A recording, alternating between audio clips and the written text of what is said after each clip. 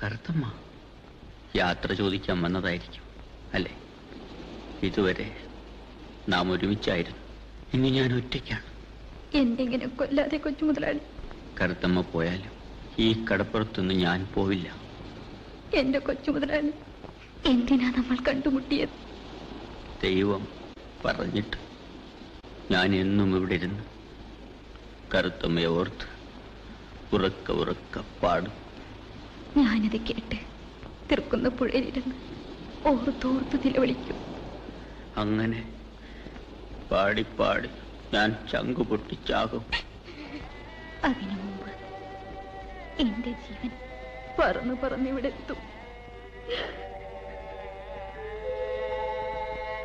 എന്നിട്ട് നല്ല നിലാവുള്ള രാത്രികളിൽ രണ്ട് ജീവനും കൂടി കെട്ടിപ്പിടിച്ച് ഈ കടപ്പുറത്തൊക്കെ പാടി നടക്കും.